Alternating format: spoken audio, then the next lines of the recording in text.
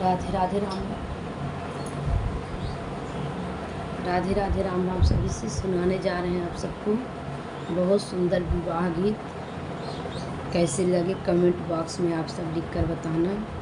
हमारे चैनल पे नए हो तो आप सब सब्सक्राइब करना, लाइक करना, ज़्यादा से ज़्यादा शेयर करना। सभी से राधे राधे राम राम।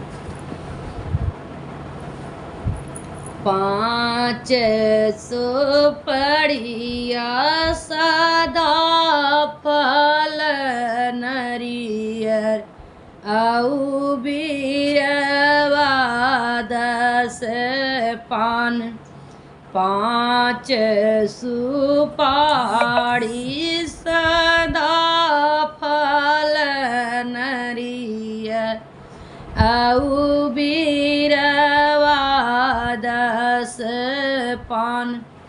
इह दिया राजा दशरथ खातव रामा के कराही बिया। इह दिया राजा दशरथ के हाथवा रामा के कराही बिया। सजी गाए हाथी हो सजी गाए घोड़ा सजी गाए सब ही बरात।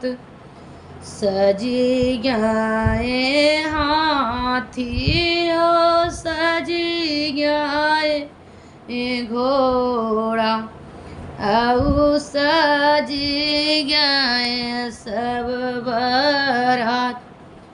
जाई बरतिया जनकपुर पहुँचे होई दुआरे के चार। जाई बरतिया जनकपुर पहुँची होई दुआरे के चार। सोनवा कई सुपरे सम कई साड़ी सीता के चढ़ला चढ़ाऊ। सोनवा कई सुपरे सम कई साड़ी सीता के चढ़ला चढ़ाऊ। इतनी पहिनी सीता चौके पे बैठाई मुख ओन कर भय उजियार। इतनी पहिन सीता चौके न बैठाई मुहवान भय उजियार। बहे से आए नी बपवा कवनेरा सुन बेटी अरज हमार।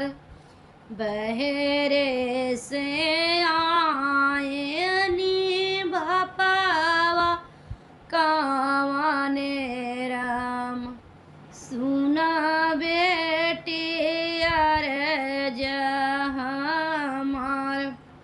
राजा दशरथ समाधि जे पाए रामाए पाए दामाद। राजा दशरथ ऐसन समाधि जे पाए रामाए पाए दामाद।